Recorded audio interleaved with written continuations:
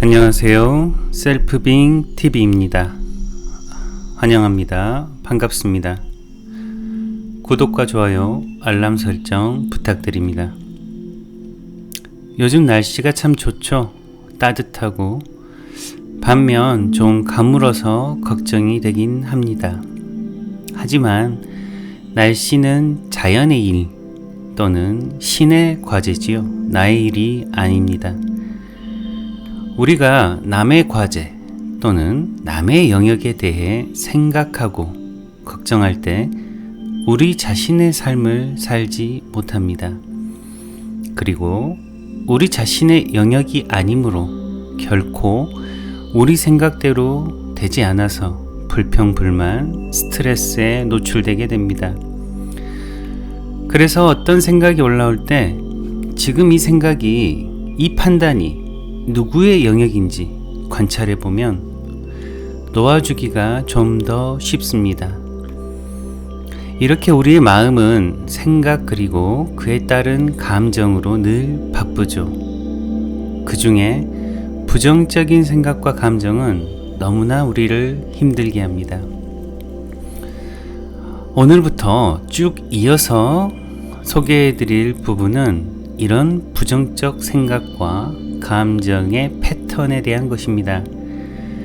그 중에 우리 인생 전반을 걸쳐서 패턴화되어 있는 혹은 구조화되어 있는 문제적 생각과 감정의 프레임 혹은 틀을 어떻게 알 수 있고 그리고 어떻게 벗어나는가에 대한 내용입니다. 우리는 살아가면서 나의 성격 또는 나만의 특성에 대해 많은 의문을 품게 됩니다.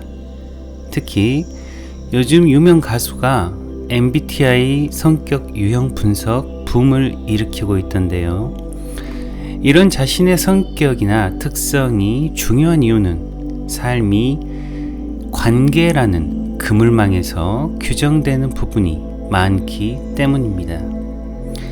물론 이런 심리 분석은 자신에게 아주 솔직한 경우에 유효하다는 점에서 한국 사람에게 이런 객관성을 기반으로 하는 검사가 어느 정도 유효성이 있는지 의문이 들긴 합니다. 아무튼 이런 성격이나 특성의 중요성을 다른 말로 하면 사람의 삶은 일면 관계의 시작, 유지라고도 볼 수 있는데요. 그 관계에서 개인의 성격이나 특성으로 인해 어려움을 겪는 일이 많습니다. 이런 관계의 문제는 쉽게 풀릴 때도 있지만 종종 아주 오랜 시간 반복적인 패턴을 띠면서 고통을 주기도 합니다.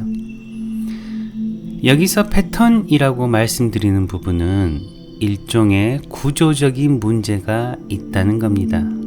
즉, 대상이 바뀌더라도, 나이를 먹더라도 관계에서 겪게 되는 어려움은 개인에 따라 그 양상이 다르지만 비슷한 형태를 반복해서 일으키는 구조적인 문제를 보인다는 겁니다.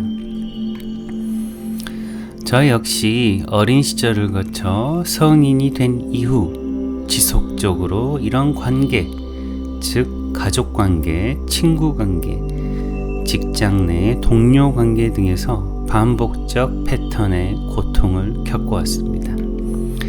그래서 제가 이런 반복되는 패턴을 구체화하고 직면하는데 도움이 되었던 과정을 도서를 통해 여러분께 소개해드리고자 합니다. 도서출판 여름사에서 출간된 새로운 나를 여는 열쇠라는 도서이고요. 저자는 제프리 E. 영, 자넷 S. 클로스터 공동 저자, 클로스코입니다. 최영민, 김봉석, 이동우 공동 역금입니다. 이 도서의 제목에서 알 수 있듯이 새로운 나를 여는 열쇠는 있습니다. 그리고 그 자물쇠를 여는 열쇠는 나 자신이 가지고 있습니다.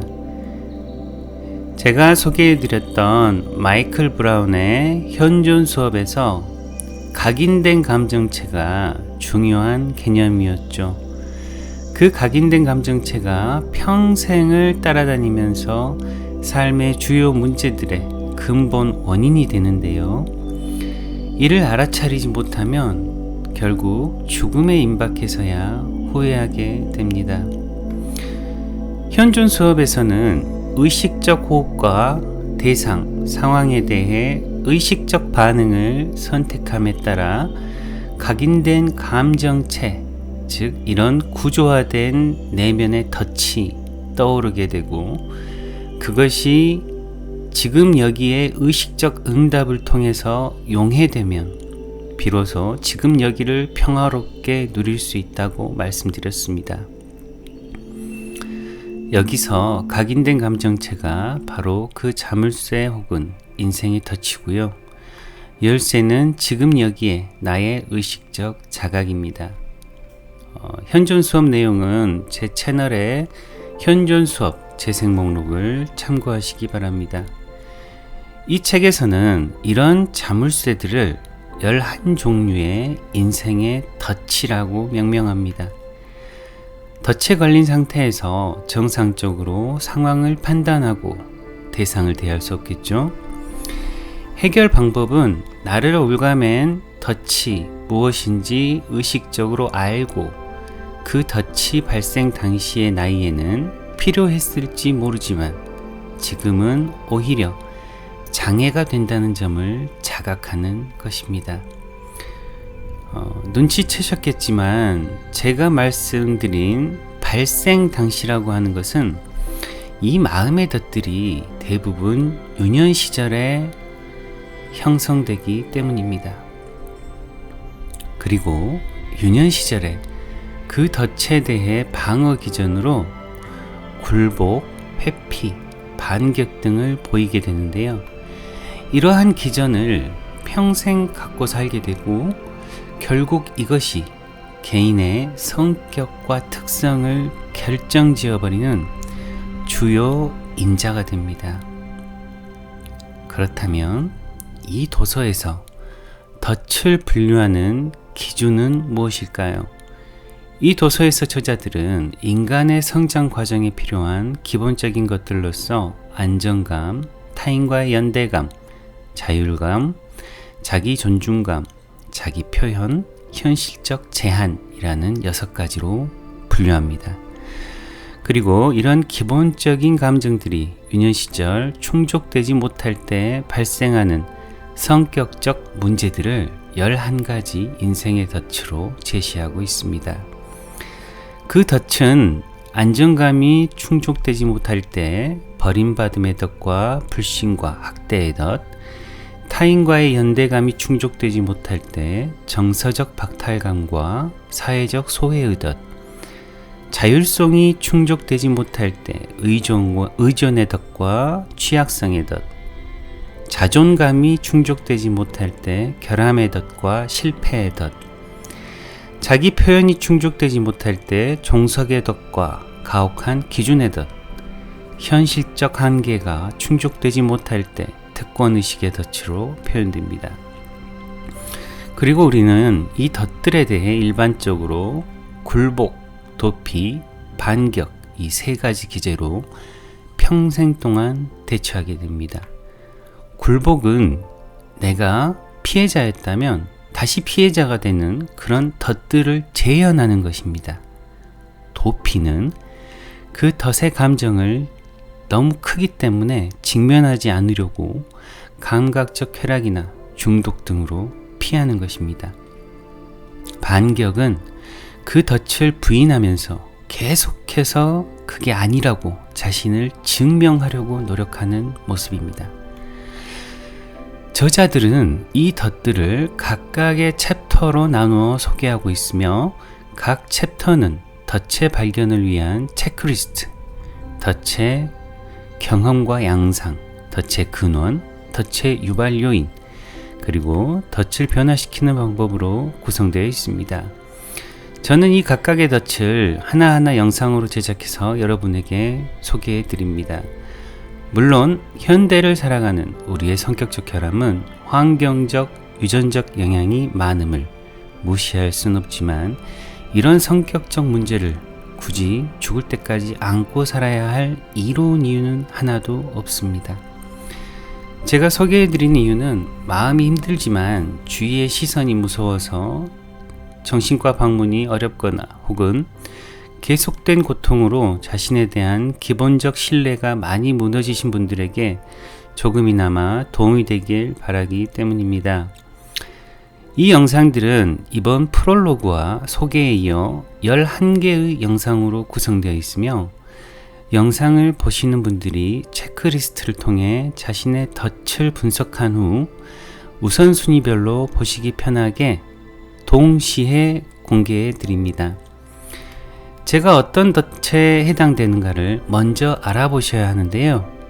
그 부분은 하단 설명란에 제가 네이버 카페 링크를 걸어 놓겠습니다.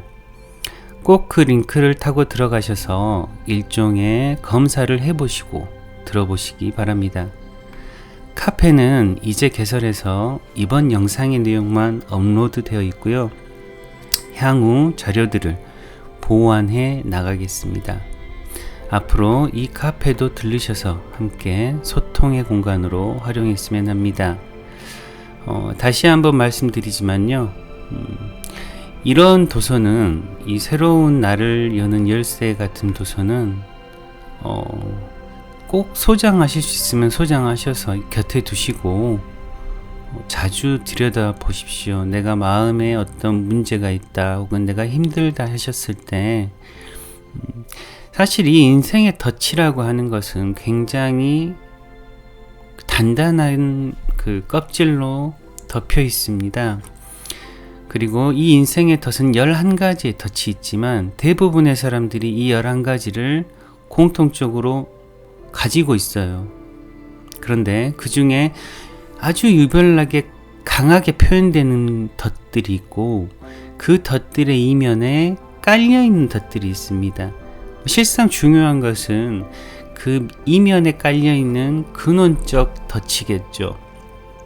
그렇지만 이 표현되는 것들을 먼저 주목하고 차츰차츰 그 바닥에 있는 나의 가장 근원적인 덫으로 내려가십시오. 그 과정에서 여러분에게 요구되는 것은 솔직함 그리고 정직입니다. 누구도 나에게 뭐라고 하지 않습니다. 그런데도 우리는 계속해서 일기조차도 사실 쓸 때 남이 보는 시선으로 쓰는 경우가 많아요. 그러다 보니까 이런 심리검사나 혹은 나 자신을 돌아보는 데 있어서 객관적 시각을 유지한다는 것은 상당히 어렵습니다. 그게 우리가 받았던 교육이기 때문에 그래요. 상벌교육, 그리고 항상 타인과의 관계에서 좋은 사람이 돼야 된다라고 하는 그런 사회문화적 영향이 아주 강합니다. 실은 그래서 제가 그 한국 사회에서 이런 서양의 심리학적인 기법이 잘 먹히는가에 대한 의구심을 갖게 된 거예요. 우리는 사실 자기 개인적인 것보다 이 개인이 하나의 구성원으로서 어떤 역할을 하고 그런 사회적 관계망 속에서 자신을 규정하는 게 훨씬 더 크거든요. 반면에 이제 서구 사회 같은 경우는 애당초부터 자기 개인에 대한, 가족에 대한 그 룰이나 이런 게 체계적으로 더 크잖아요. 그러다 보니까 제가 꼭 당부드리는 말씀은 이 검사를 하시고 혹은 이 덫에 대해서 검토를 해보실 때는 반드시 나 자신에게 솔직하게 하십시오. 검사 후에 뭐 버리셔도 됩니다. 누가 보는 거 아니잖아요. 자기가 자신을 알면 되는 거니까요. 시청해 주셔서 감사드리고 늘 있는 그대로 평온하시기를 저의 평온만큼 기원합니다. 감사합니다.